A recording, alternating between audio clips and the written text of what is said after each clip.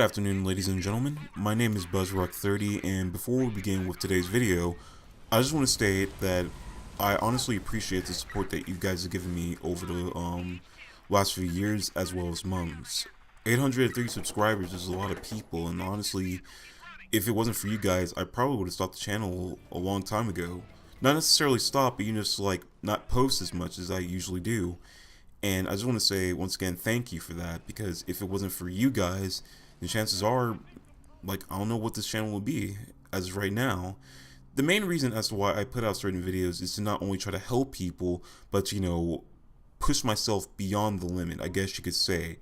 Because the main reason as to why I do it is to challenge myself, see what I can do, see what tricks I can come up with, whether it be from the various thumbnails that I've created in the past, from crappy to what it is now, to the content that I push out. And while some of you may be subscribed for a couple of things, I want to see what else I can do in terms of gaming that I can do.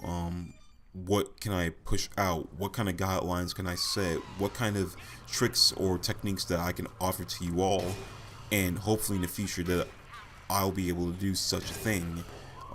It's a good start for 2018, and once again, I honestly appreciate you guys for what has happened during the time being. Thank you. But for the video, I just want to state that there are a couple of games that I personally want to get my hands on for 2018. There's a long list, a roster really, of games that are due to come out this year. Chances are some could be pushed back due to unknown circumstances or things of that nature, and if it happens, it happens. I mean, we waited this long, what's another year, you know? But the list that I have is some games that I personally want to play, whether it be by myself or with friends, if some friends would end up getting it, because I'm pretty sure in this list some are going to get it. To start off with would be Dissidia Final Fantasy NT. The last time I actually played a Dissidia game was on the PSP back in 2011-2012, my junior and senior year of high school, thanks to one of my friends, and it's fun, it really is. I like the 1v1 brawls that there were in there that was implemented, and in NT there are 3v3 brawls, implemented. There are different mechanics for it, and honestly I want to see what I can do with this game, whether it be making some sort of guideline as to what tricks that you can use as certain characters, as to what characteristics the character has, what class are they from. Now, I am aware that there are other videos for it, because initially in 2015 it was released as an arcade for the Japanese PlayStation Network, and there are a lot of guidelines out there that are way more useful than what mine could be. But I personally want to see what kind of challenges I can put myself through as to what I can do for this game personally.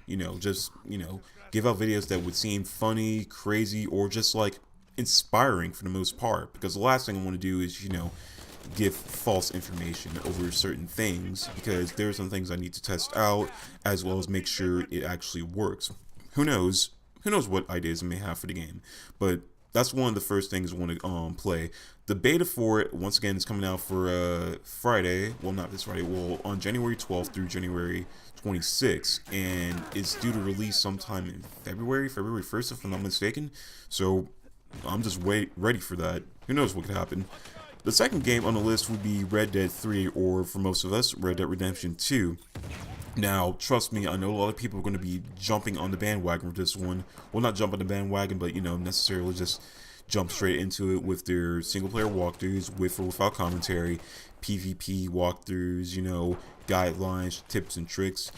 For my case, from my perspective, when I get my hands on a copy of it, whether it be digital or, hardcover, I want to make some sort of guideline as to what to do and what not to do when it comes to player versus player, PvP and that sort of thing.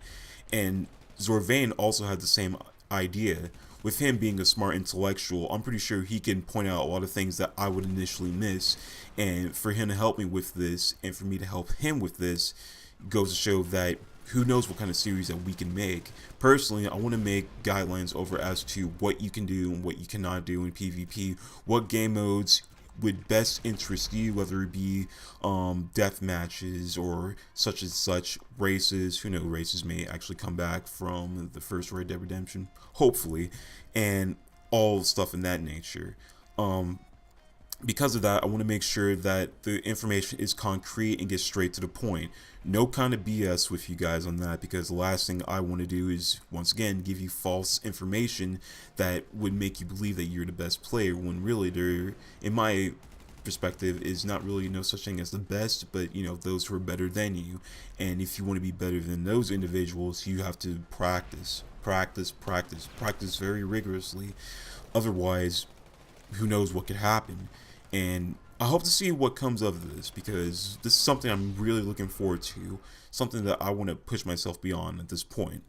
The third game on the list is Left Alive. Now, from the Tokyo Game Show in 2017, they showed this, and it looks promising. It really does. Fun fact: the art cover for this is very similar to Metal Gear Solid. The creator of that is actually helping out with this game as well.